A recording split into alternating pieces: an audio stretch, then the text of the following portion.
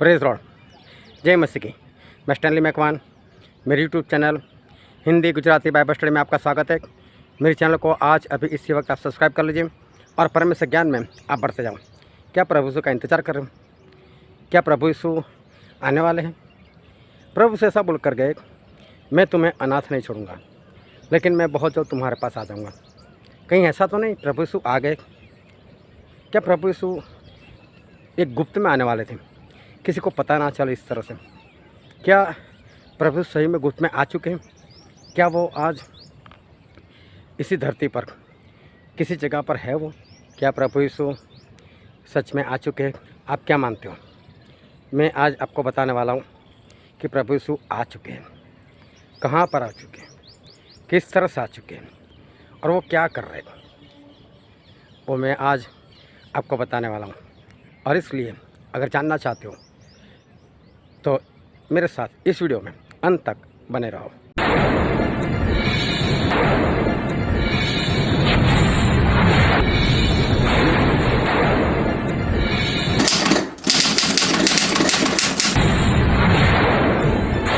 आज तक कई लोगों ने दावा किया है कि मैं प्रभु यीशु हूँ और मैं दूसरी बार आ चुका हूँ। आज भी पूरे वर्ल्ड में देखो तो मेरे अंदाजे से 7 से 8 यीशु आज भी मौजूद हैं जो ऐसा कहते हैं कि मैं यीशु हूँ। इस तरह से वो बोलते हैं। अभी भी एक इंसान आया है, वो भी खुद को ऐसा बोल रहा है कि मुझे यीशु ने भेजा है, मैं उनका उत्तराधिकारी हूँ और मैं ही उनका सक्सेसर हूँ। इस तरह से वो अपने आप को बताता है। लेकिन मैं ऐसा बोलता हूँ, क्या सही में प्रभु यीशु आ चुके हैं? मैं किसी इंसान की बात नहीं कर रहा, कोई इंसान दावा कर रहा है ऐसी बात नहीं कर रहा, लेकिन क्या सच में प्रभु यीशु आ चुके हैं क्या? क्योंकि प्रभु यीशु ने ऐसा कहा था जब वो इस धरती पर थे।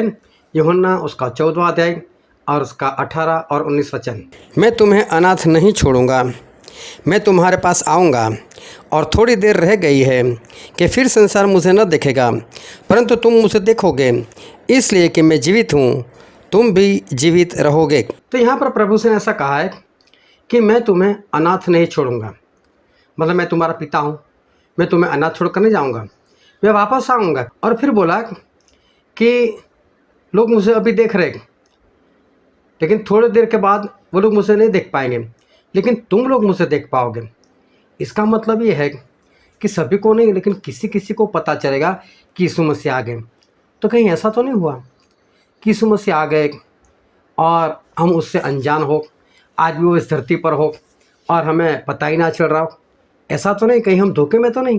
तो ये जो चर्च है इमानुएल चर्च, तो उन लोगों का कहना ऐसा है इसी वचन के आधार के ऊपर कि यीशु मसीह आ चुके हैं और वो केरला में है और वहाँ पर उनका चर्च बना हुआ है, वहीं पर प्रभु यीशु है। और उनके चर्च वाले को अगर हम पूछ लें कि क्या आपने प्रभु यीशु को देखा, तो मालूम कैसी बात करते हैं? तो ऐसा बोलते हैं, विश्वासी लोग ऐसा सवाल नहीं कर सकते। लेकिन मैं कहता हूँ, क्या सही में प्रभु यीशु आ चुके हैं? कहीं हम धोखे में तो नहीं? देखो, प्रभु यीशु खुद अपने दूसरे आगमन के बारे में क्या बोल कर गए हैं। पहला थिस्सलुनीकी उसका 5वां अध्याय और वचन 2, क्योंकि तुम आप अच्छी तरह से जानते हो कि जैसा रात को चोर आता है वैसा ही प्रभु का दिन आता है। और यहाँ पर प्रभु यीशु ने ऐसा कहा है कि मेरा आना चोर की नाई है, मतलब प्रभु यीशु का दिन चोर की नाई आता है। अभी देखो, चोर आता है तो बता कर आता है, नहीं पता चलता, वो आकर चला जाता है, तब जाकर पता चलता है कि वो तो आ गया था। क्या इस तरह से प्रभु यीशु आ तो नहीं गए चोर की तरह और किसी को कुछ पता ही ना चला? फिर एक दूसरा वचन पढ़ते हैं, दूसरा पतरस 3 अध्याय और वचन 10, परंतु जैसे चोर आता है वैसे प्रभु का दिन आएगा, उस दिन आकाश बड़ी गर्जना से जाता रहेगा और तत्व आग से पिघल जाएंगे और पृथ्वी और उस पर के कामों को जला दिया जाएगा। यहाँ पर भी लिखा है जिस तरह से चोर आता है वैसे ही प्रभु का दिन आता है, मतलब चोर बता कर नहीं आता, गुप्त में आता है, उसी तरह से प्रभु यीशु का आना भी हो जाएगा। तो ऐसा तो नहीं गुप्त में आ चुके और हम लोगों को अभी तक ये बात नहीं मालूम। फिर एक वचन और पढ़ते हैं, प्रकाशित वाक्य उसका अध्याय 3 और वचन भी 3, इसलिए तुझे जो मिला और तूने जो सुना है उसे याद कर और चेत कर और मन फिरा, क्योंकि जो तू जागरूक न रहेगा तो मैं चोर की नाई आ जाऊंगा और किस घड़ी में तुझ पर आ पड़ूंगा वो तुझे पता नहीं चल पाएगा। यहाँ पर भी लिखा है कि प्रभु यीशु खुद बोलते हैं यहाँ पर कि मैं चोर की नाई आ जाऊंगा, मतलब पता करने आऊँगा, पता नहीं चलने दूंगा। तो क्या सही में प्रभु यीशु आ चुके हैं? क्या उनका एक गुप्त आगमन हो चुका है? कई लोग प्रचार करते हैं कि प्रभु यीशु का आगमन गुप्त में है और दूसरी बार जब आएंगे तो गुप्त में आएंगे और किसी को पता नहीं चलेगा। तो कहीं ऐसा तो नहीं हुआ कि सही में प्रभु यीशु आ गए और केरला में उस इमानुएल चर्च में बैठे हो और हम अंधेरे में रह चुके? कहीं ऐसा तो नहीं? क्योंकि कई लोग प्रचार करते हैं कि दूसरी बार प्रभु यीशु का आना गुप्त में होगा और उसके बाद महाक्लेश काल के बाद प्रभु यीशु खुलकर सभी लोगों के सामने आएंगे। तो कहीं ऐसा तो नहीं है कि गुप्त आगमन हो चुका है? चलो, जो वचन हमने देखे वही वचन एक बार फिर से हम देखते हैं। पहला थिस्सलुनीकी उसका 5वां अध्याय, पहले हमने 2 वचन पढ़ा था, अब हम पढ़ते हैं पहले वचन से लेकर 4थे वचन तक। पर हे भाइयों, इसका प्रयोजन नहीं कि समयों और कालों के विषय में तुम्हारे पास कुछ लिखा जाए, क्योंकि तुम आप अच्छी तरह से जानते हो कि जैसा रात को चोर आता है वैसा ही प्रभु का दिन आता है। जब लोग कहते होंगे कि कुशल है और कुछ भय नहीं, तो उन पर एकाएक विनाश आ पड़ेगा, जिस प्रकार गर्भवती पर पीड़ा, और वे किसी रीति से न बचेंगे। पर हे भाइयों, तुम तो अंधकार में नहीं हो कि वह दिन तुम पर चोर की नाई आ पड़े। यहाँ पर पौलुस ऐसा कहते हैं कि प्रभु यीशु आने वाले हैं और हमें उनके पास इकट्ठा होना है, और इसलिए वक्त के बारे में मुझे आप लोगों को बताने की कोई ज़रूरत नहीं, क्योंकि जिस तरह से चोर आता है वैसे ही प्रभु यीशु का दिन भी आने वाला है। लेकिन फिर 4थे वचन में यहाँ पर पौलुस स्पष्ट बोल रहे, लेकिन हे मेरे भाई लोग, तुम लोग अंधेरे में नहीं कि वो दिन तुम्हारे ऊपर चोर की नाई आ पड़े। इसका मतलब प्रभु यीशु का दिन चोर की नाई सभी लोगों के लिए नहीं है।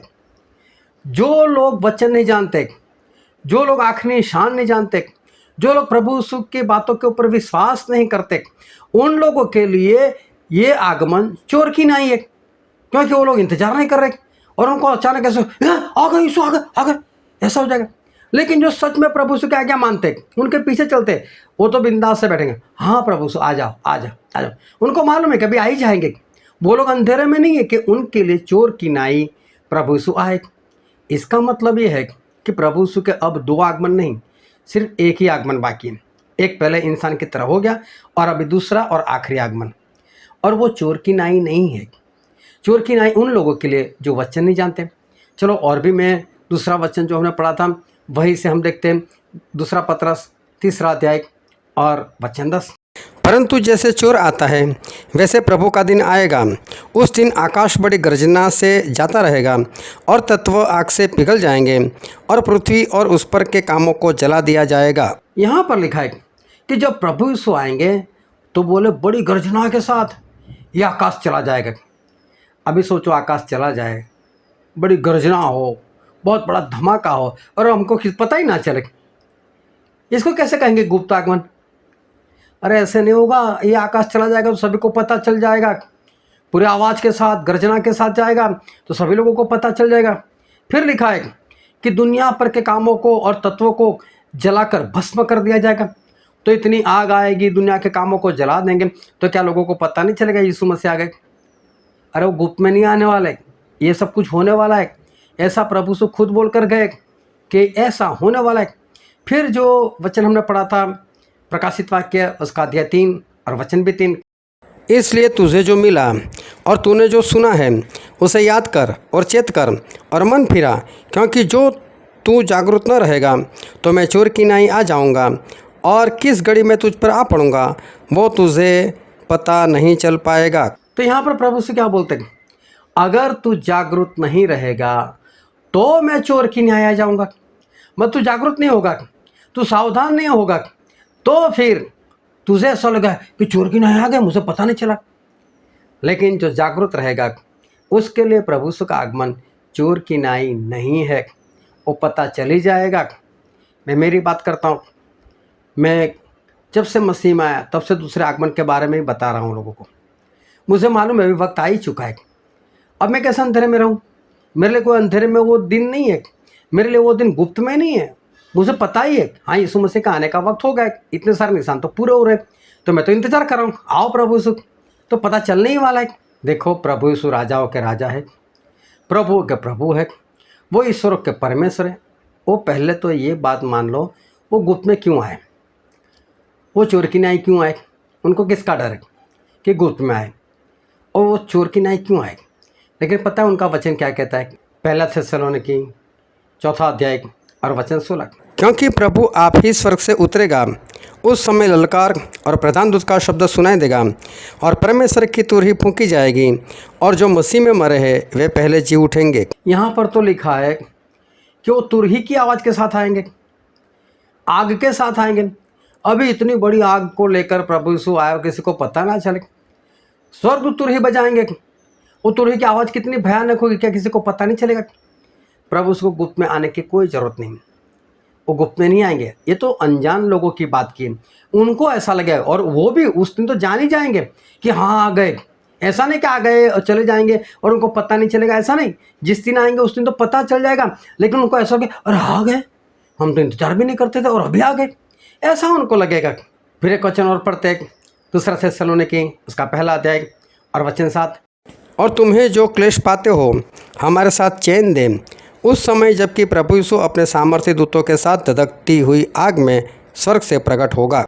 यहाँ पर भी लिखा है कि जब प्रभु यीशु आएंगे तो आग के साथ आएंगे, सामर्थ्य स्वर्गदूतों के साथ आएंगे, तो क्या लोगों को पता नहीं चलेगा, क्या आसमान में वो दिखाई नहीं देंगे, सभी लोगों को पता चल जाएगा, उनका आगमन गुप्त में नहीं है। फिर एक वचन और पढ़ते हैं, मत्ती रचित सुसमाचार उसका 24वां अध्याय और 29 और 30 वचन, उन दिनों के क्लेश के बाद तुरंत सूर्य अंधेरा हो जाएगा और चांद का प्रकाश जाता रहेगा और तारे आकाश से गिर पड़ेंगे और आकाश की शक्तियाँ हिलाई जाएगी।